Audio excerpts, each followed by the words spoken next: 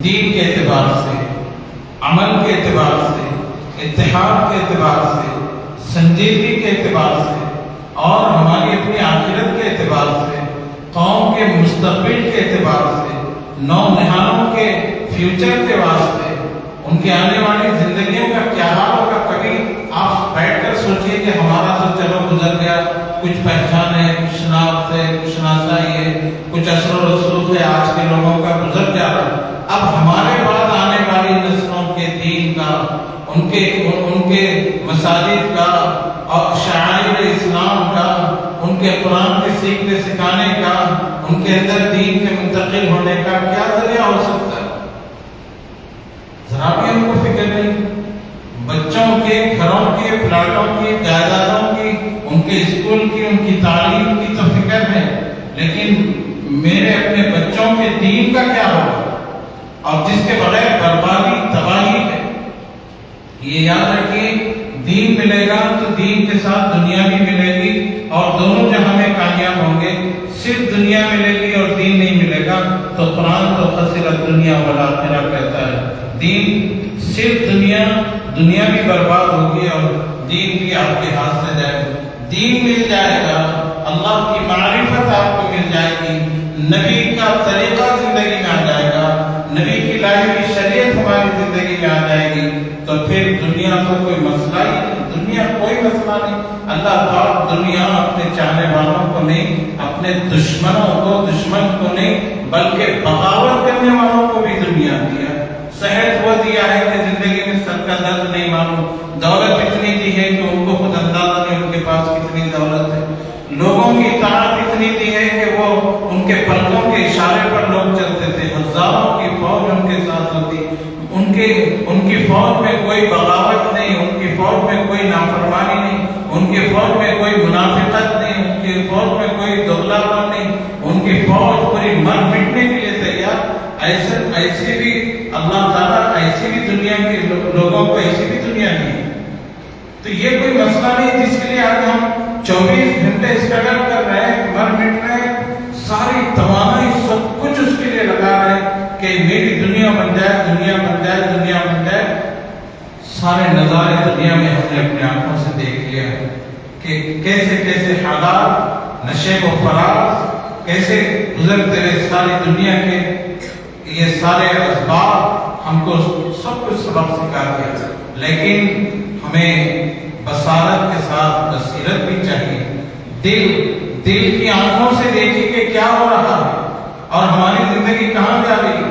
امت کا مستقبل کیا ہو رہا ہے اور امت کس سطح پر آ رہی ہے، نبی کس سطح پر اس امت کو چھوڑے تھے اور کس سطح پر اس امت کا ایمان تھا اور امت کس بنیادوں پر سوچتی تھی اور آج کن فکروں کے اندر منتقل ہو۔ نبیوں والی امت بنیوں والی بن گئی، ان کو مال جمع کرنا، ان کو جائیداد جمع کرنا، ان کو دنیا کے اسباب و وسائل کو پیدا کرنا، تو اس کے اندر تو مہارت آ گئی ہے، لیکن ان کو نبیوں والی فکر نہیں آئی۔ کسی گھرانے میں ایسا نہیں ہو رہا ہے، اگر ہو رہا ہے تو بہت اچھی بات ہے کہ بیٹھ کر قرآن کی تفسیر کر رہے ہوں، کسی کو بلا کر سمجھایا جا رہا ہو، یا خود اتنی صلاحیت پیدا کر لیے ہوں کہ ہمارے رو کر کہ میرے بیوی بچوں کو میں قرآن سکھا دوں، اللہ کا تعارف کرا دوں، نبی کا تعارف کرا دوں، اخلاق ان کو بتا دوں اور ان کو دین بتا دوں، ان کو مستقبل سنوار دوں۔ یہ اگر رہے گا تو پھر دنیا کا کوئی فتنہ ارتداد کا شکار ان کو نہیں بنا سکتا۔ لیکن 10 منٹ کے لیے بھی ایک باپ کو، ایک ماں کو اپنی اولاد کے ساتھ بیٹھ کر دین کی بات کرنے کی فکر نہیں۔ ہر ایک اپنے اپنے راستے سوچے۔ میں 24 گھنٹے تھک کے آ کے گھر میں بیوی سے خدمت بھی لے رہا ہوں، بچوں سے بچیوں سے بھی لے رہا ہوں، کھانے پینے کی بھی اور پاؤں دبانے کی بھی، سر کو تیل لگانے کی بھی، لیکن میں کبھی سوچ رہا ہوں کہ ان کی دنیا کے لیے اتنا تھک رہا ہوں، ان کے دین کے لیے میں کیا سکھا رہا ہوں، ان کا کیا حق ادا کر رہا ہوں، جبکہ ایک باپ کے لیے یہی سب سے بڑی ذمہ داری ہے جس کے بارے میں کل اللہ کے پاس پوچھ ہوگی۔ میرے بھائیوں، نوجوانوں، یہ کچھ مجمع کم نہیں ہے، اگر آپ بھی ارادہ اور عزم کر لیں کہ ہم یقیناً ہم سب ذمہ دار ہیں، ہماری ذمہ داری کے بارے میں اللہ کے پاس پوچھ ہوگی۔ غیروں کے اندر کیسی فکریں آ گئی ان کی، پتھر کو ماننے والے، بے جان چیز کو ماننے والے، اس کے لیے سب کچھ قربان کرنے کے لیے تیار ہے۔ ہم حی اور قیوم، ایک ایسی ذات جو زندہ ہے اور ایک ایسی ذات جو ساری دنیا کو تھامے ہوئے ہے، ساری دنیا کو وجود بخشا ہے، اس کے ماننے والے، کبھی ختم نہیں ہونے والی ذات پر ایمان رکھنے والے، آپ اس ذات کے لیے ان کے منشے کے مطابق اپنے آپ کو بنانے کے لیے ہم تیار ہیں۔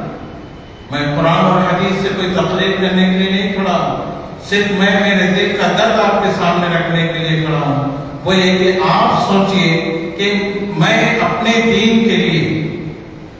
مجھے جو دین اللہ نے دیا ہے، جس میں دنیا بھی ہے، جس میں آخرت بھی ہے، جس میں مجھے دونوں جہاں کی کامیابی بھی ہے، اس کے لیے میں کتنا وقت دے رہا ہوں، میں کتنا فکر ہوں، مجھے کتنے معلومات، مجھے میرے پیارے نبی سے متعلق، نبی کی لائی ہوئی فکروں سے متعلق۔ ابھی دیکھیے یہ محرم کا مہینہ ہے، اب محرم میں کتنے صحابہ شہید ہوئے، سب کو یہی معلوم ہے کہ امام حسین شہید۔ اتنی تاریخ زمانے سے سنتے ہیں، وہ بھی پوری نہیں، خالی 10 محرم کو حضرت حسین شہید۔ کیا عنوان پر ہوئے، کیا واقعہ ہوا، کیا قربانی ہوئی،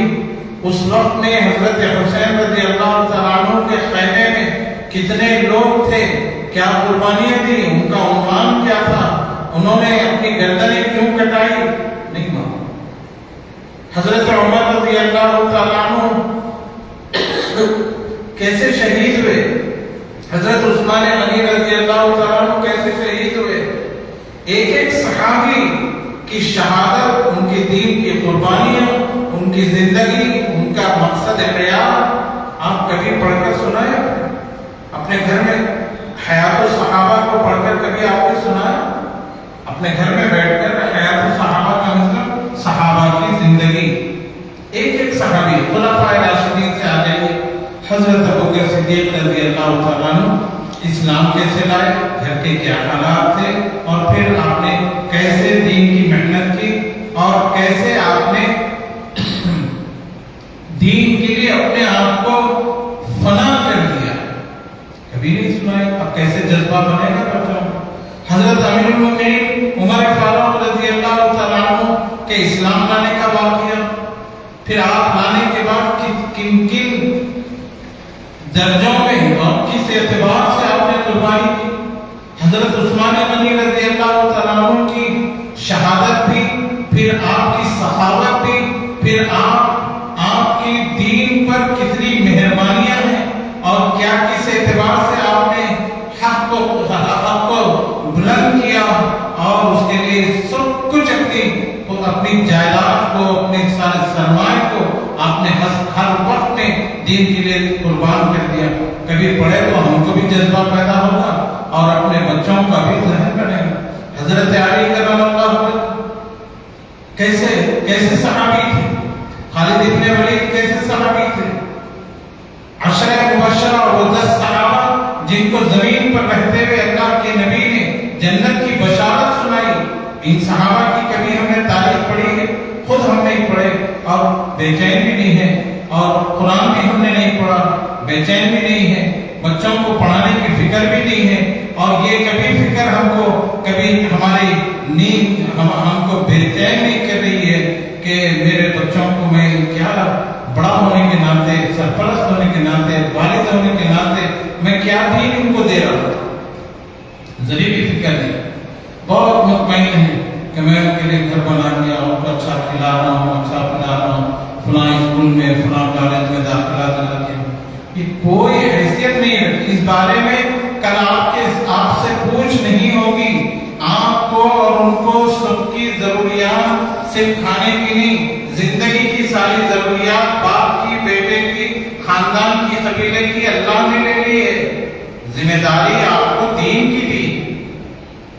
ذمہ داری آپ کو دین کی دی ہے، اور سارے عالم میں پھیلانے کی ذمہ داری آپ کو دی ہے۔ ہمارے نبی کے ساتھ 2 نسبتیں ہیں، ایک نسبت تو ہمارے نبی ہیں، اس کا تقاضا یہ ہے کہ آپ کی اطاعت فرمائیں، ایک نبی ہمارے آخری نبی ہیں، اس کا تقاضا یہ ہے کہ آپ کے لائے ہوئے مشن کو قیامت تک لے کر چلیں۔ کہ یہ ہمارے اندر کبھی فکر ہوئی؟ میری اولاد نماز نہیں پڑھتی، میرے گھر میں کتنے بے نمازی ہیں، اور میرے گھر میں کتنے قرآن نہیں پڑھنا جانتے، میرے گھر میں کتنے لوگ ناشنا ہیں سیرت سے، دین سے، شریعت سے۔ اب ان کا مستقبل کیا ہوگا؟ کوئی ماں باپ کو اس تعلق سے فکر کرتے ہوئے ہم نے نہیں دیکھا۔ اس لیے یہ سیرت کے جو جلسے ہیں نا، ایک فکر ہوتی ہے، کوشش ہوتی ہے کہ کاش اس موقع سے آئے۔